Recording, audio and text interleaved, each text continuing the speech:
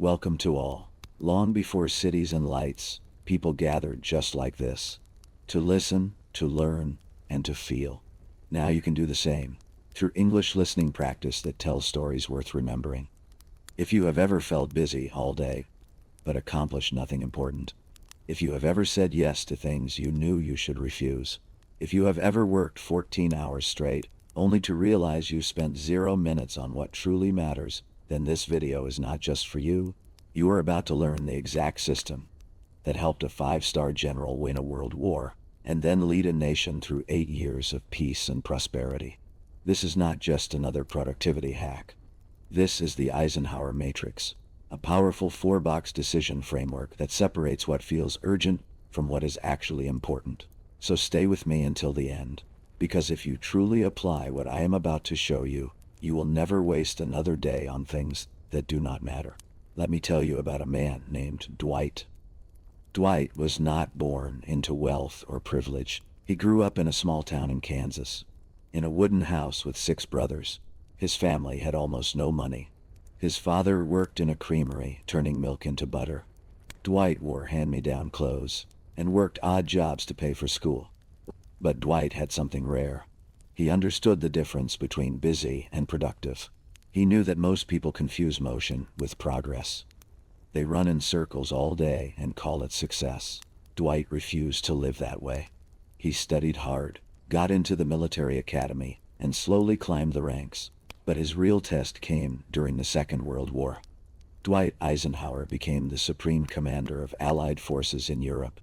He had to manage millions of soldiers, thousands of generals, and dozens of nations, all at the same time. Every single day, people demanded his attention. Generals wanted meetings. Politicians wanted decisions. Soldiers needed supplies. Every request felt urgent. Every voice shouted for priority. Most men would have cracked under the pressure. But Eisenhower did not crack. He built a system.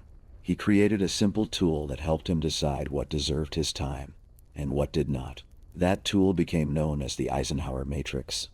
After the war, he used the same system to become president of the United States.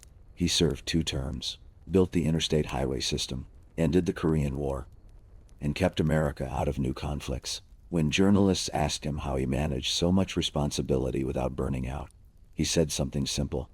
I have 2 kinds of problems, the urgent and the important. The urgent are not important, and the important are never urgent. That sentence changed how millions of people think about time. Here's a brutal truth. Most of us spend our entire lives trapped in a cage we built ourselves. The cage is made of other people's demands. Every day, you wake up and start reacting. Your phone buzzes. Your email fills up. Your boss sends a message. Your family needs something. Your friend asks for a favor. And you say yes, yes, yes. Because you think that is what productivity looks like. But at the end of the day, you feel empty. You were busy, but you were not productive. You were moving, but you were not progressing. You completed tasks, but you did not build anything meaningful. Why does this happen? Because you never stopped to ask one simple question. Is this urgent or is it important? Most people think those 2 words mean the same thing. They do not. Let me explain the difference. Urgent means it demands immediate attention. It screams at you. It creates pressure. It makes you feel like if you do not act right now, something bad will happen. Important means it contributes to your long-term goals, your values, your mission. It builds your future. It makes you stronger, healthier, wiser, or more fulfilled. Here's the trick. Urgent things are usually not important, and important things are rarely urgent. Imagine you are sitting at your desk, working on a big project that matters to your career. Suddenly, your phone rings. It is a friend who wants to complain about their day. The call is urgent because it is happening right now, and your friend expects you to answer. But is it important? Probably not. Now imagine you have been meaning to start exercising for months. Exercise is important because it protects your health and energy for decades. But is it urgent? No, there is no deadline. No one is calling you right now demanding that you go to the gym. So what happens? You answer the phone. You skip the gym. You prioritize the urgent over the important. And you do this every single day until you wake up 10 years later, out of shape, burned out, and wondering where your life went. That is the brutal truth. Most people are not lazy. They are just responding to the wrong signals. Now let me show you the system Eisenhower used to escape this trap. He divided every task into 4 categories using a simple grid. Imagine a square divided into 4 boxes. The vertical axis represents importance. The horizontal axis represents urgency. Box 1 is urgent and important. Box 2 is important, but not urgent. Box 3 is urgent, but not important. Box 4 is neither urgent nor important. Every single task you face in life fits into one of these 4 boxes, and each box has a different rule. Let me walk you through them one by one. Step 1. Box 1 contains tasks that are both urgent and important. These are crises. These are deadlines. These are emergencies that truly matter. For example, your child is sick and needs to go to the hospital. That is urgent and important. A major client calls and says they are about to cancel the contract unless you fix a problem today. That is urgent and important. Your car breaks down on the highway and you need to call for help. That is urgent and important. The rule for box 1 is simple. Do it now. Do not delay. Do not delegate. Do not overthink. Just act. But here is the secret that most people never realize. If you live your life correctly, box 1 should be almost empty. Why? Because most crises are predictable. Most emergencies happen because you ignored something important until it became urgent. Let me give you an example. Imagine you own a car. Every car needs an oil change every few months. Changing your oil is important, but not urgent. It belongs in box 2. If you schedule it and do it on time, it takes 30 minutes and costs $50. But if you ignore it, eventually your engine will seize up in the middle of the road. Now it is urgent and important. Now it belongs in box 1. Now it costs you $2,000 in 3 days without a car. Do you see the pattern? Box 1 grows when you neglect box 2. The more time you spend on important, but not urgent tasks, the fewer crises you will face. Eisenhower understood this. He said, what is important is seldom urgent, and what is urgent is seldom important. His goal was not to get better at handling crises. His goal was to prevent crises from happening in the first place. So from now on, whenever you face a task, ask yourself, is this truly urgent and important? Or did I let something small turn into a crisis? Because if you are constantly living in box 1, you are not managing your life. You are just reacting to it. Step 2. Schedule it. Box 2 is where the magic happens. This box contains tasks that are important, but not urgent.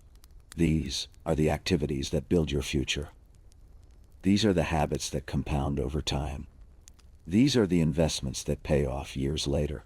For example, exercise is important, but not urgent. Learning a new skill is important, but not urgent.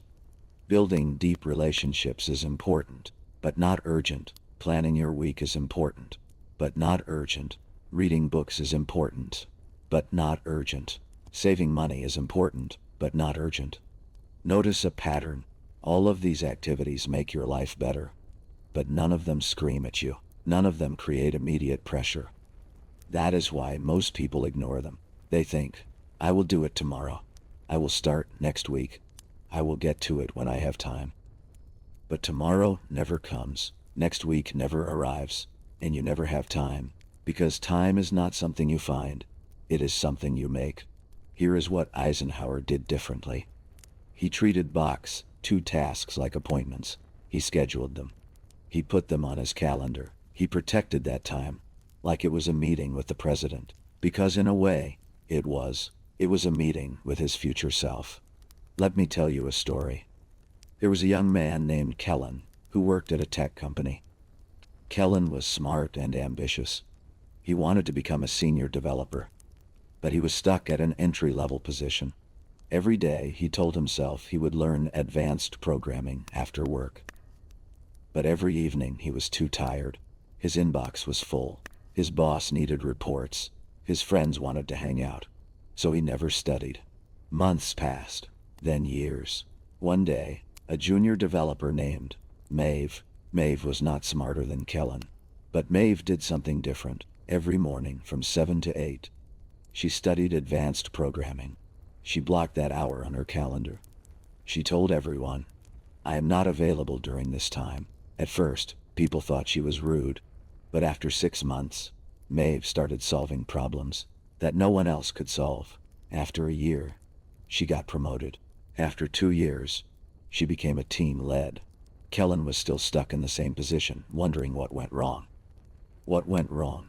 Kellen spent all his time in box 3 and box 4. Maeve protected box 2I. That is the difference between motion and progress. So from now on, look at your calendar. How much time did you schedule for box 2 activities this week?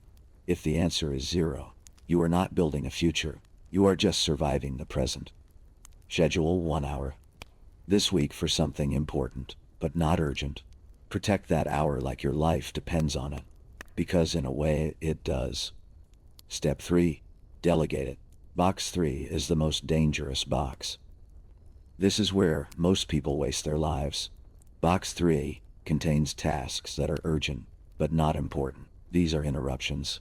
These are distractions. These are other people's priorities, disguised as your emergencies.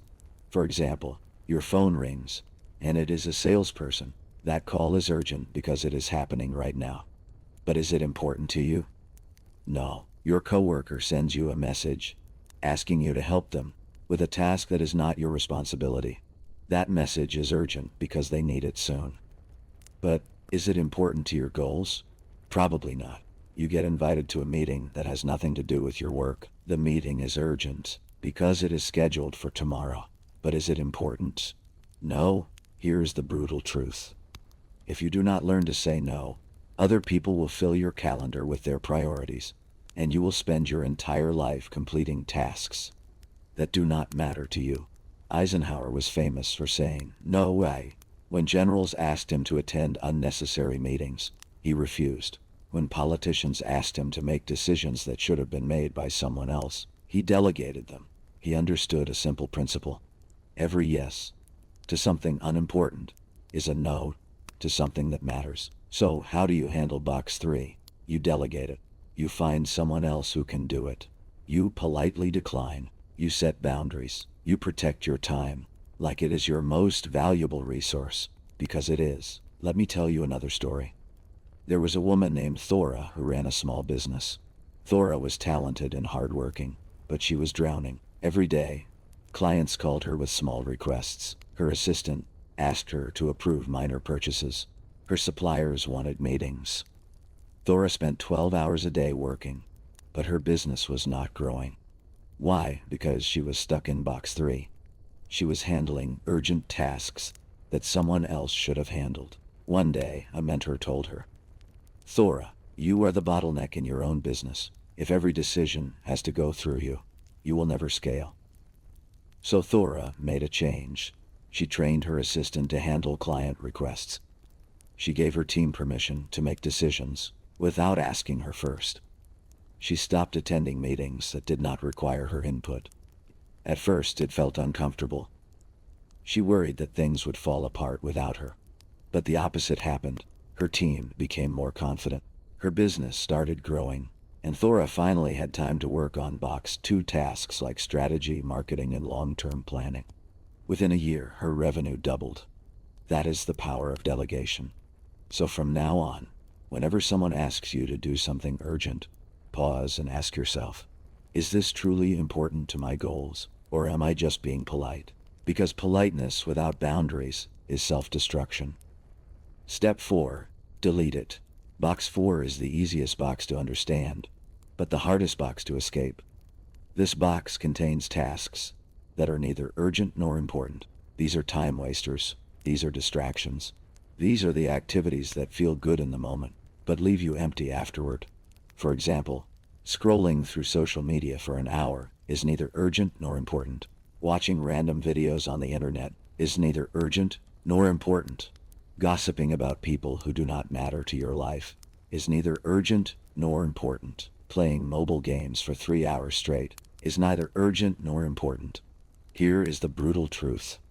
Box 4 is where dreams go to die. You know this. You have felt it. You have spent an entire evening on your phone, and then looked up at midnight and thought, what did I just do? Where did the time go? Why do I feel so empty? Box 4 is seductive because it requires no effort. It asks nothing of you. It demands no courage. It is comfort without growth. And comfort without growth is slow suicide. Eisenhower had zero tolerance for Box 4 activities. He did not waste time on things that did not build his mission. He read books that made him smarter. He spent time with people who challenged him. He worked on projects that mattered. He understood a simple truth. Your life is the sum of what you pay attention to. If you pay attention to distractions, you will live a distracted life. If you pay attention to what matters, you will live a meaningful life. So how do you escape Box 4? You delete it. You remove it from your life. You uninstall the apps that steal your time. You stop watching shows that do not teach you anything. You stop spending time with people who drain your energy. This does not mean you never relax. Rest is important. Recovery is important. But there is a difference between intentional rest and mindless escape. Intentional rest recharges you. Mindless escape numbs you. Let me tell you one more story. There was a man named Oswin who dreamed of writing a book. Oswin had the idea for years. He talked about it at parties. He told his friends he would start soon. But he never did. Why? Because every evening after work, Oswin came home, turned on the television, and watched shows until he fell asleep. He told himself he was too tired to write. He told himself he needed to relax. But deep down, he knew the truth. He was choosing Box 4 over Box 2. One day, Oswin decided to try an experiment. For 30 days, he would not turn on the television. Instead, he would write for just 30 minutes every evening. The first week was hard. He felt restless. He felt bored. He almost gave up. But he kept going. By the end of the month, he had written 15,000 words. For the first time in years, he felt alive. He felt proud. He felt like himself again. That is what happens when you delete Box 4. You reclaim your life. So from now on, track where your time goes for 1 week. Write down every activity. Be honest. How many hours did you spend in Box 4? Then ask yourself, what could I have built with that time? Because time is the only resource you cannot buy back. Once it is gone forever. Now let me tell you something that most productivity experts will never admit. The Eisenhower matrix is not just about managing tasks. It is about managing your identity. Every time you choose Box 2 over Box 3, you are choosing your future over someone else's agenda. Every time you delete a Box 4 activity, you are choosing growth over comfort. Every time you delegate a Box 3 task, you are choosing leadership over martyrdom. You are not just organizing your day, you are deciding who you want to become. Eisenhower understood this. He did not use his matrix just to get more done. He used it to become the kind of person who could lead millions of people through war and peace. He used it to build the discipline, the focus, and the clarity that defined his legacy. You can do the same, but it requires one thing: honesty. You have to look at your calendar and admit where your time actually goes. You have to stop lying to yourself about what is urgent and what is important. You have to stop pretending that scrolling on your phone is rest, or that saying yes to everyone is kindness. Because every time you say yes to something that does not matter, you are saying no to something that does. Let me show you how to apply the Eisenhower matrix in real life. Step by step, because understanding the concept is easy. Living it is hard. Most people learn about the 4 boxes. They nod their heads. They say that makes sense. And then they go back to living the same way they always did. Why? Because knowledge without application is just entertainment. So let me give you a practical system you can start using today. Step 5. Run the morning. Every morning, before you check your phone, before you read your email, before you talk to anyone, Take 5 minutes to run an audit. Grab a piece of paper or open a note on your phone. Write down everything you think you need to do today. Do not filter it. Do not organize it yet. Just dump it all out. Meetings, emails, errands, projects, phone calls, everything. Now take that list and ask 4 questions for each item. Question 1. Does this move me closer to my long-term goals? Question 2. What happens if I do not do this today? Question 3. Can someone else do this instead of me? Question 4. Am I doing this because it matters or because I am afraid to say no? These 4 questions will separate what feels urgent from what is actually important. Let me give you a real example. Imagine your list says, answer 50 emails, attend 3 meetings, work on quarterly report, call mom, go to the gym, fix broken door handle, watch tutorial on new software. Now apply the 4 questions. Answer 50 emails. Does this move you closer to your long-term goals? Maybe 5 of those emails do. The other 45 are just noise. What happens if you do not do this today? The important ones can be answered. The rest can wait or be deleted. Can someone else do this? If you have an assistant or a team member, delegate the routine responses. Am I doing this because it matters or because I am afraid to say no? Most of those emails are box 3. You are replying because you feel obligated, not because it is important. Attend 3 meetings. Does this move you closer to your long-term goals? Probably only one of those meetings actually requires your input. What happens if you do not attend? For 2 of them, nothing changes. Can someone else represent you? Yes. Send a team member or ask for notes afterward. Am I doing this because it matters or because I am afraid to say no? Most meetings are box 3. People invite you out of habit, not necessity. Work on quarterly report. Does this move you closer to your long-term goals? Yes. This affects your career and your reputation. What happens if you do not do this today? The deadline is approaching. This is box 1. Can someone else do this? No.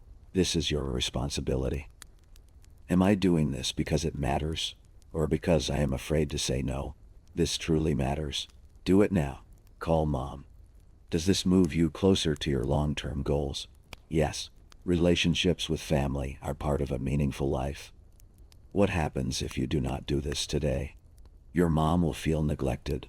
Your relationship will weaken. Can someone else do this? No. This is personal. Am I doing this because it matters or because I am afraid to say no?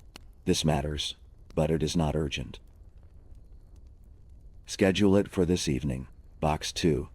Go to the gym. Does this move you closer to your long-term goals?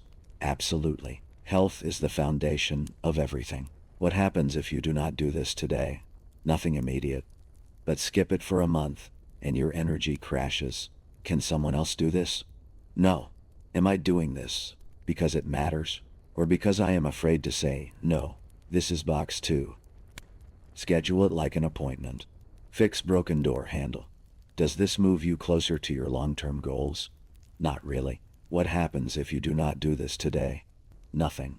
The door still works. Can someone else do this? Yes. Hire someone or ask a family member. Am I doing this because it matters or because I am afraid to say no? This is box 3 or box 4.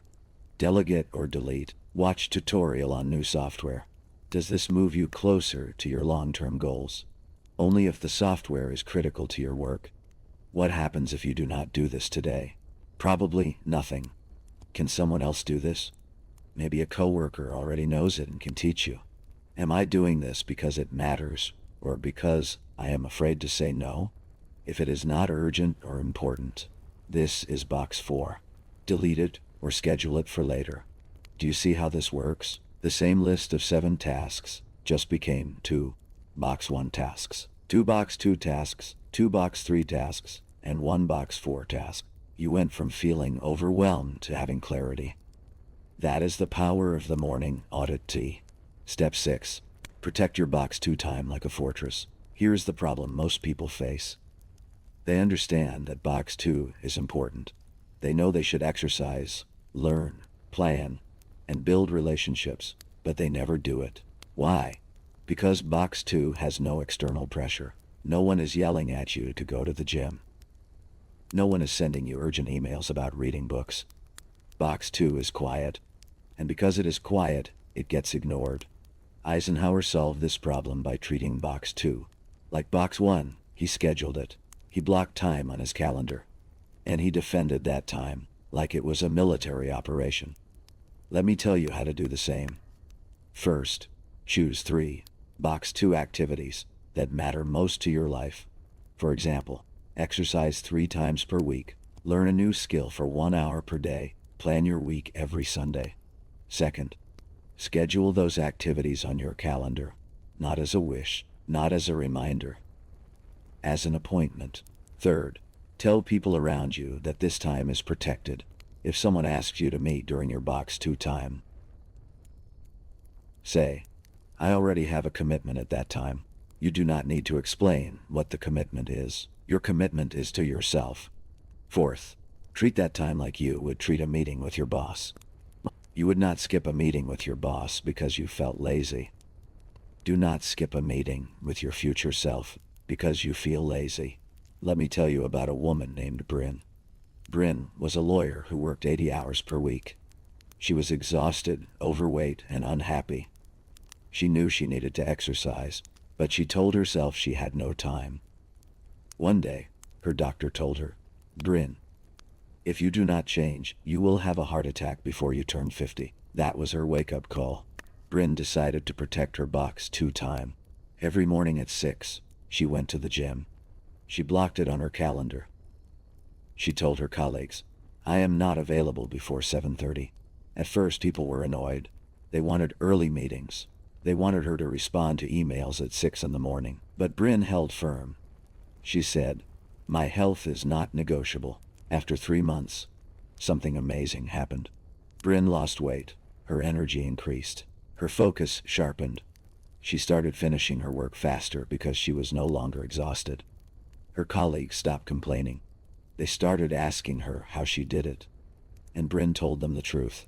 I stopped treating my health like a luxury and started treating it like a requirement. That is what protecting box 2 looks like. It feels selfish at first, but it is not selfish. It is self-respect, because if you do not protect your own time, no one else will. Step 7. Learn the art of the elegant no way. Most people are terrified of saying no at all. They think saying no makes them rude, ungrateful, or lazy, so they say yes to everything. And then they wonder why they feel burned out and resentful. Here is the truth. Every time you say yes to something unimportant, you are saying no to something that matters. Every time you say yes to a box 3 task, you are saying no to a box 2 task.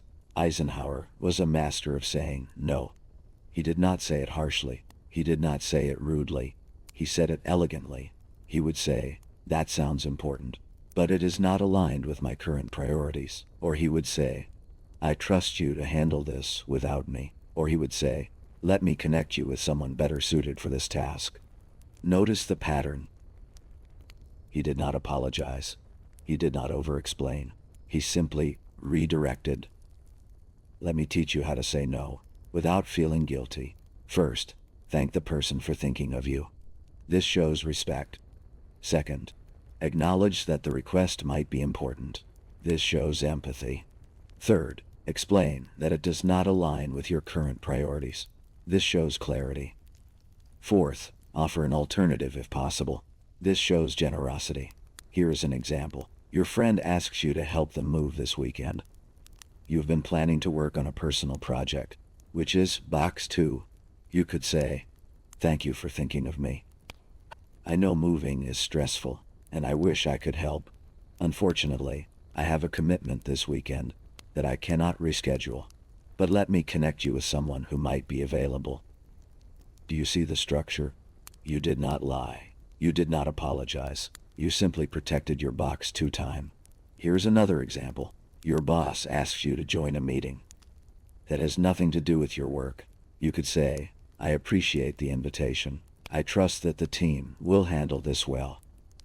If there is anything specific you need from me afterward, I am happy to follow up. Do you see what just happened? You said no without actually saying the word. No, you offered an alternative. You maintained the relationship. This is the elegant no. It is not about being harsh. It is about being clear. And clarity is kindness, because when you say yes to things you should say no to, you build resentment. You do bad work. You let people down. But when you say no to the right things, you free yourself to say yes to what truly matters. Step 8. Run the evening review. The morning audit tells you what to focus on. The evening review tells you if you actually did it. Every evening, before you go to bed, take 5 minutes to review your day. Ask yourself 3 questions. Question 1. Did I spend time in box 2 today? If the answer is yes, celebrate. You invested in your future. If the answer is no, ask yourself why. Did something urgent come up, or did you just avoid it? Question 2. How much time did I waste in box 4 today? Be honest. Did you scroll for an hour? Did you watch videos that taught you nothing? Did you gossip about people who do not matter? Write down the number. Look at it. Feel the sting. Then decide if you want to do the same thing tomorrow. Question 3. What will I protect tomorrow? Choose one box 2 activity for tomorrow. Schedule it. Then go to sleep, knowing that tomorrow you will take one step closer to the life you want. Let me tell you about a man named Calder. Calder was a teacher who felt stuck. He wanted to write a book, but he never found time. Every evening, he told himself he would write after dinner, but after dinner, he was tired. So he watched television instead. One day, Calder started running the evening review. Every night he asked himself, did I write today? For the first week, the answer was no every single night, and every night he felt ashamed. But instead of giving up, Calder made a change. He decided to write for just 15 minutes every morning, before work. He scheduled it, he protected it, and every evening when he ran his review, he could finally say, yes, I wrote today. After 6 months, Calder had written 60,000 words. After a year, he finished his book, and it all started with one question. Did I spend time in box 2 today? That is the power of the evening review. It holds you accountable. It keeps you honest. It turns intentions into actions. Now let me tell you the deepest secret of the Eisenhower matrix. This system is not about productivity. It is about freedom. Most people think freedom means doing whatever you want, whenever you want, but that is not freedom. That is chaos. Real freedom is knowing that your time is spent on things that matter. Real freedom is going to bed every night, knowing you moved closer to the life you want to live. Real freedom is saying no to distractions without guilt, and yes to your future without fear. Eisenhower understood this. He did not use his matrix to work more. He used it to work on what mattered. He led a nation. He built infrastructure. He protected peace. And when he retired, he did not die with regrets. He died knowing he had used his time well. You can do the same. But it starts with one decision. The decision to stop reacting and start choosing. The decision to stop being busy and start being intentional. The decision to stop filling your days with other people's priorities and start building your own. Let me leave you with one final thought.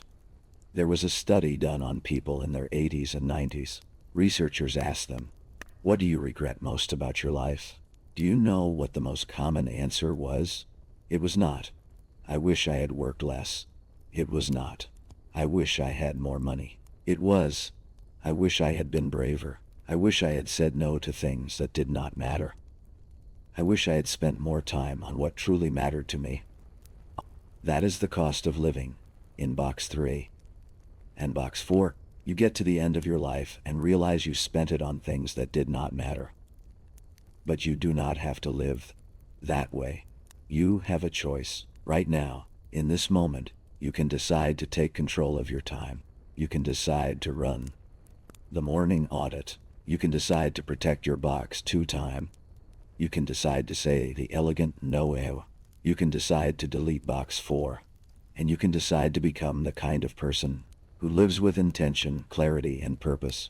Remember, this video was not just about the Eisenhower matrix.